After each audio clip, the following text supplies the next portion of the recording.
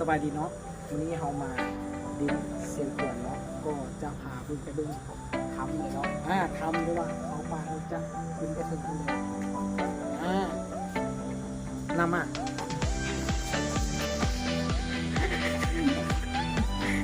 ันมีตัวโตมาเลย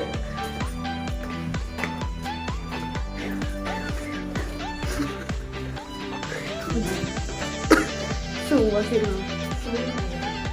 มันจะสีออกแต่ระวังนะมองนี้ต้องระวังนะระวังมากเราเขาโอเค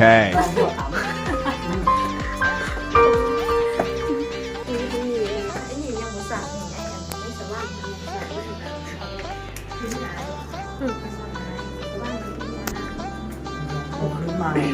สันที100เก็บเฮ้ยเขาไปเบิ่งทางกันเลย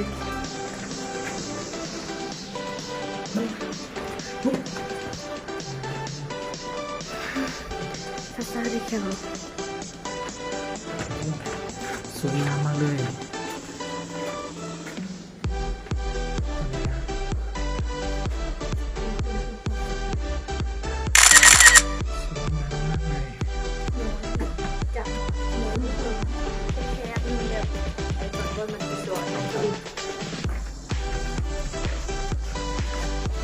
ที่เคยเขาเลยอันนี้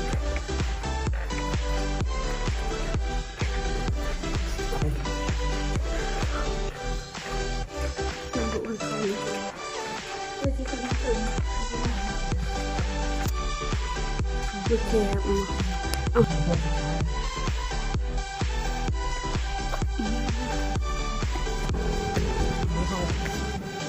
หมดแล้ว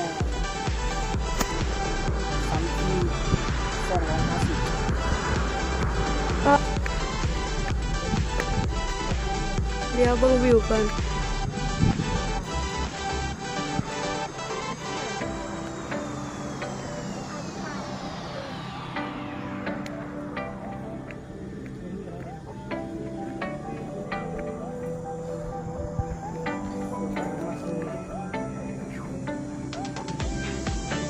ป้าบังหวานเราเพิ่งจะมีวันนี้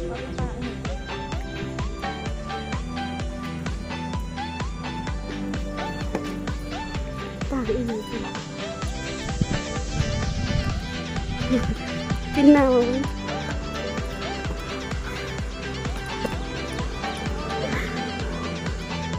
อันนี้ยังอ่ะบริเวณเขาไปดูยิ่งใหญ่